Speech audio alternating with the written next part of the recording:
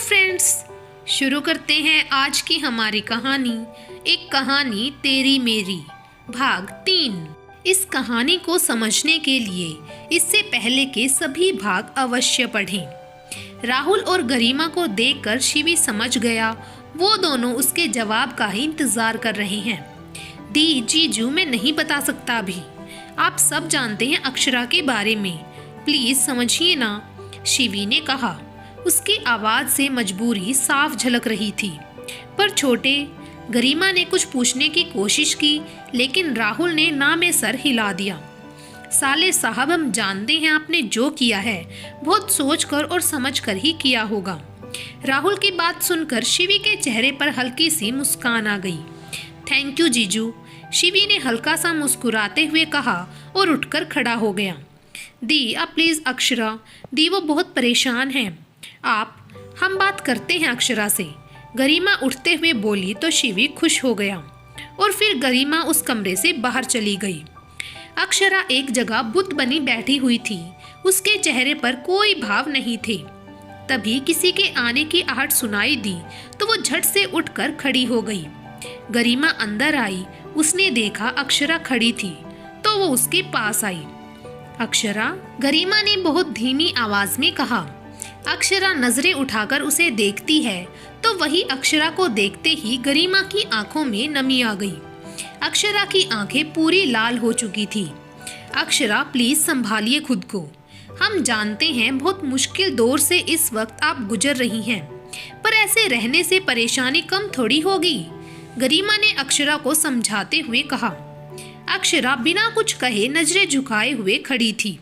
गरिमा ने अब नजरें घुमाई और दरवाजे की ओर देखा तो शिवी वहीं खड़ा गरिमा को देख रहा था। गरिमा ने अक्षरा के सर पर हाथ रखा और समझाते हुए बोली, अक्षरा संभालिए खुद को। आपने जो खोया है वो सोच कर भी, पर आप जानती हैं जिंदगी में कई बार हम कुछ खोकर बहुत कुछ पा भी लेते हैं। उन लोगों की जगह नहीं भरती, पर नए लोग जिंदगी को नई दिशा दे देते हैं। गरिमा की ये बात सुनकर अक्षरा उसकी ओर देखने लगी तो गरिमा हल्का मुस्कुराई और बोली, छोटे आपके साथ हैं और आप जानती हैं हमारे छोटे साथ निभाने में कभी पीछे नहीं हटते। जानते हैं दी, पर हमारी वजह से उनकी जिंदगी भी खराब होती जा रही है। हमने कुछ जानबूझकर नहीं किया ये सब। हम जानते हैं शिवी बहुत अच्छे हैं और वो बिना कुछ कहे हमेशा हमारा साथ निभाएंगे। पर अक्षरा नम आवाज में बोल रही थी, पर अब उसका गला रूंधने लगा। दरवाजे पर खड़ा शिवी ये सब सुन रहा था। वो अब पलटकर खड़ा हो गया और उसने आंखें बंद कर ली। गरिमा ने अक्षरा के गाल पर हाथ रखा और उसकी आंखों से बह रहे आंसू को पोंछते हुए बोली, जो होता है महादेव की मर्जी से होता है। वो जो करते हैं बहुत सोच समझ कर करते हैं। आप चिंता मत कीजिए, वक्त के साथ सब ठीक हो जाएगा। अक्षरा गरिमा को देखती है और उनके गले लग जाती है। गरिमा भी उसके पीठ पर हाथ रखकर प्यार से बालों पर हाथ फेरने लगी। शिवी वहां से चला गया। रात हो गई थी, सब शांत थे क्योंकि पूरे घर में टेंशन का माहौल था। अक्षरा अब भी शिवी के कमरे में शांत से बैठी थी। हॉल में कामिनी जी सबके लिए डिनर लगाती है। शिवी यहाँ नहीं था, बाकी सब चुपचाप बैठे हुए थे कि जगदीश जी आए। क्या हुआ, ऐसे मातम क्यों मना रहे हो सब, वो रौबदार आवाज में बोले तो सब उनकी ओर देखते हैं। जगदीश जी आकर डाइनिंग टेबल पर बैठे तो कामिनी जी उनकी प्लेट में खाना परोसने लगी। पापा छोटे, गरिमा उसकी वकालत करने की जरूरत नहीं। उसने इस बार जो किया है उसके लिए तुम कोई सफाई नहीं दे सकती। जगदीश जी ने गरिमा को शांत कर दिया तो वो चुप हो गई। भैया, शिवी ने अक्षरा से शादी की, वो गलत है, हम सब जानते हैं, पर हमें एक बार शिवी से पूछना तो चाहिए, रमेश जी बोले। उस लड़के के पास कहने के लिए कुछ नहीं। एक पापा आगे एक शब्द और नहीं। जगदीश जी की बात बीच में काटते हुए शिवी बोला और वो अंदर आया। उसे देखते ही जगदीश जी गुस्से से उठकर खड़े हो गए। भूलो मत, अपने बाप से बात कर रहे हो तुम, वो बहुत तेज आवाज में बोले तो सब उठकर खड़े हो गए। शिवी उन्हें देखने लगा और फिर हंस पड़ा। बाप, यू नो व्हाट पापा, आप मेरे पापा हैं ये बात ना सिर्फ मेरे नाम के पीछे लगा मल्होत्रा सरनेम बताता है। रही बात भूलने की, तो मिस्टर मल्होत्रा याददाश्त आपकी कमजोर है, क्योंकि आप अपने काम के चक्करों में भूल चुके हैं आपके बच्चे भी हैं जिन्हें अपनी माँ के जाने के बाद आपकी जरूरत है। शिवी भी काफी तेज आवाज में चिल्लाते हुए बोला। शिवी की बात सुनकर गरिमा की आंखों से आंसू बह गए। बाकी सब भी भावुक हो गए, तो वहीं जगदीश जी के चेहरे के सभी भाव ठंडे पड़ गए। वो एकदम भावहीन हुए खड़े थे। थैंक गॉड, याद आ गया आपको। मैं समझ सकता हूँ अपना काम, अपनी रेपुटेशन और अपनी इज्जत आपको बहुत प्यारी है, जिसके कारण आपने मेरी माँ को छोटे। गरिमा ने शिवी की बात पूरी नहीं होने दी। शिवी गरिमा को देखता है और मुस्कुरा देता है। दी, अब मैं बच्चा नहीं हूँ, सब समझ आता है मुझे। और पापा? शिवी ने अब जगदीश जी को देखा और बोला, आपको पता है आपके बिजनेस, आपके काम से नफरत है मुझे, क्योंकि इस काम की वजह से आप मेरी माँ को उस हालत में अकेला छोड़ गए जब। खैर, आपको क्या फर्क पड़ता है? शिवी की आंखों में अब नमी झलक आई। गरिमा रोते हुए उसे देख रही थी। कामिनी जी अब शिवी के पास आई और उसको अपनी तरफ करते हुए प्यार से उसके गाल पर हाथ रखते हुए बोली, शिवी शांत हो जाओ बेटा, बस बहुत रो लिए तुम। शिवी ने कुछ नहीं कहा और वो चुपचाप वहां से अपने कमरे की तरफ जाने के लिए सीढ़ियों की तरफ बढ़ गया। जगदीश जी उसे जाते हुए देखने लगे और बिना किसी भाव के उसे देखते हुए बोले, जिस लड़की से तुमने शादी की है वो, मैं आपसे ज्यादा जानता हूँ उसे। शिवी ने बिना पलटे जगदीश जी की बात बीच में काटते हुए कहा और वहां से चला गया। जगदीश जी बिना कुछ कहे वापस डाइनिंग टेबल पर बैठे और खाना खाने लगे। सब उनको देख रहे थे, तो वो एक नज़र सबको देखते हुए बिना किसी भाव के बोले, हमें देखना बंद करो और खाना खाओ सब। शिवी कमरे में आया तो उसने देखा अक्षरा अब भी सोफे पर चुपचाप बैठी हुई थी। शिवी ने एक लंबी सांस ली और अंदर आ गया। अक्षरा ने जैसे ही किसी के अंदर आने की आहट सुनी, वो फौरन उठकर खड़ी हो गई, पर शिवी को देखते ही वो नॉर्मल हो गई। तुम चेंज। शिवी बोलते बोलते रुक गया, पर फिर एक पल रुककर बोला, एक मिनट, मैं सिमरन से तुम्हारे लिए कपड़े लेकर आता हूँ, बाकी कल देखते हैं। शिवी बाहर जाने लगा कि अक्षरा धीरे से बोली, रहने दीजिए, हमारे लायक कपड़े नहीं मिलेंगे सिमरन के पास। अक्षरा की ये बात सुनकर शिवी के कदम ठिठक गए। वो पलटकर अक्षरा की तरफ देखता है, जो कि अब शांत थी। शिवी ने उसे देखा। अक्षरा एकदम हल्के रंग की सिंपल साड़ी में थी। इतने लाइट कलर्स। शिवी बोलते बोलते रुक गया। अक्षरा ने नजरें झुका ली। तुम बैठो, मैं तुम्हारे लिए खाने के लिए। शिवी ने बोलने की कोशिश की, पर अक्षरा बीच में बोल पड़ी, मन नहीं है खाने का। शिवी ने उसे देखा और बोला, ऐसे कब तक नहीं खाओगी?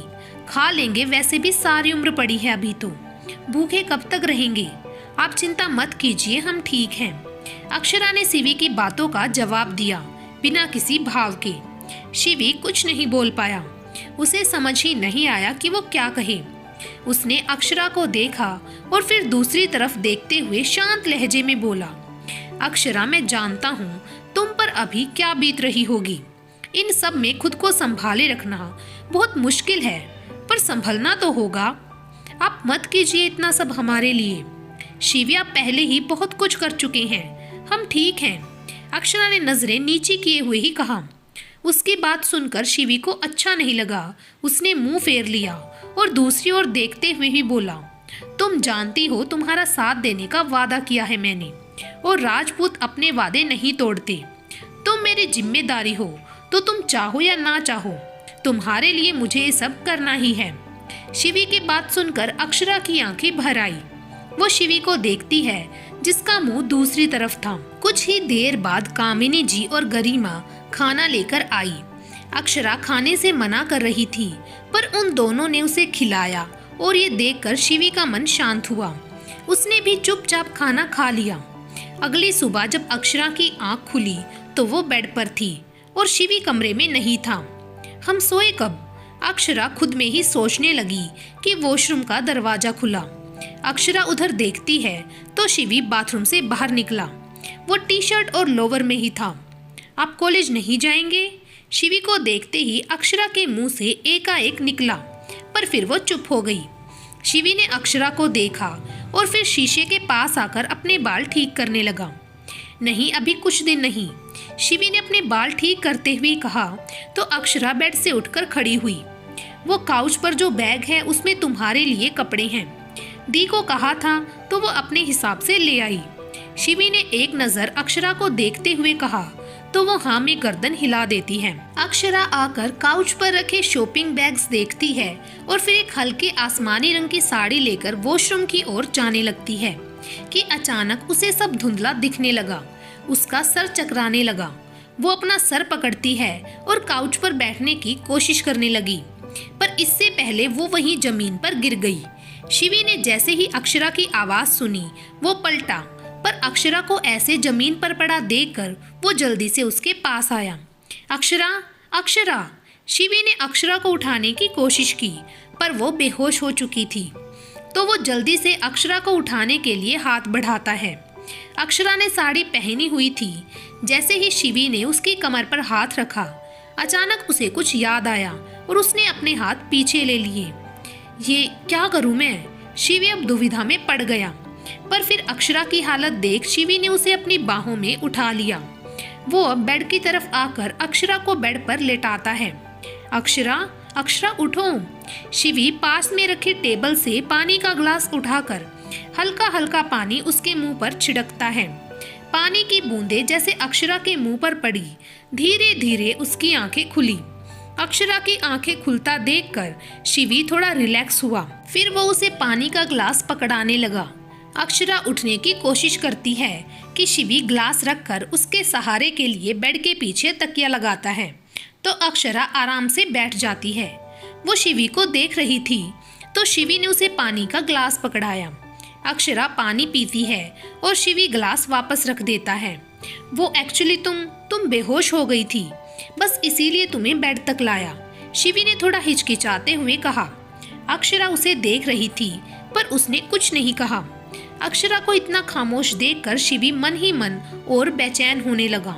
उसे लग रहा था अक्षरा कुछ गलत ना सोच रही हो। अक्षरा, वो मैं बस, शिवी ने बोलने की कोशिश की पर फिर चुप हो गया। उसे समझ नहीं आ रहा था वो क्या कहे। शिवी, हम जानते हैं आपको अपनी सफाई देने की जरूरत नहीं है, अक्षरा ने शिवी को देखकर शांत आवाज में कहा। तो शिवी की नजरें अक्षरा से जा मिली और दोनों एकटक एक दूसरे को देखने लगे। आज की कहानी को यहीं पर करते हैं खत्म। बाकी की कहानी के लिए बने रहे मेरे चैनल ढेर सारी कहानियां के साथ। Thank you.